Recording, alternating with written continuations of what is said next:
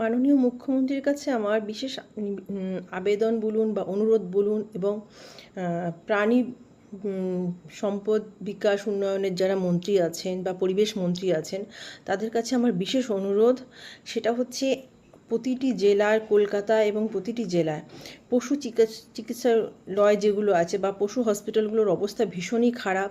দয়া করে আপনারা এগুলোর প্রতি একটু জোর দিন।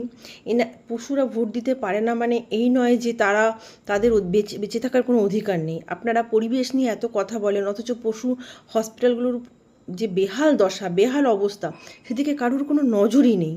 কেন করছেন আপনারা? প্লিজ, যারা হাতে আইফোন নিয়ে ঘুরছে, যারা বড় বড় কোম্পানিতে চাকরি করে, সেই সব মহিলাদের ভোটটা নেওয়ার জন্য তাদেরকে ফ্রি বাস ট্রাভেল, মানে বাস ফেয়ারটা ফ্রি করে দিলেন। অথচ পশু হসপিটালের অবস্থাগুলো কী বেহাল অবস্থা, তাদের দিকে একটুও তাকাচ্ছেন না। তাদের যারা দেখাশোনা করে, আপনাদের যদি 10 কোটি মানুষ হয়, 30% লোকও কিন্তু তাদের জন্য ভালো ভাবে এবং তাদের ভালোবাসে। সেই 30% ভোটটাও তো ম্যাটার করে আপনাদের জন্য। তারাও তো আপনাদের ভোট দিয়ে এনেছেন।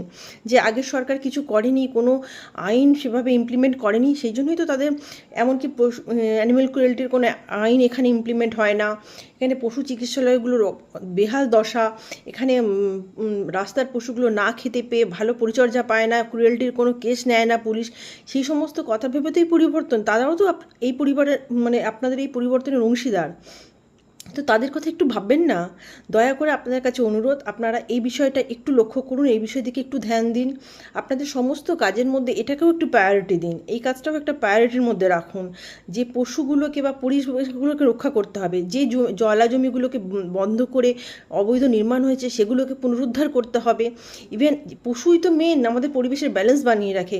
রাস্তার কুকুর, রাস্তার গরু, মানে অসম্ভব অসহ্য লাগে যখন দেখি বড় বড় গরুগুলো রৌদ্রের মধ্যে, এর মধ্যে একটু জলের জন্য এদিক ওদিক ঘুরে বেড়ায়। কেন সেগুলো সাফিসিয়েন্ট ব্যবস্থা করা হচ্ছে না বাইরের দেশের মতো? কেন করছেন না? এগুলোর দিকে একটু নজর দিন না। পশ্চিমবঙ্গ তো মানে what things Bengal India things to, what things Bengal today and what India things tomorrow, সেটা একটা কথা আছে। আমি হয়তো কথাটা ভুল বলে ফেললাম, তার জন্য আমাকে ক্ষমা করে দেবেন।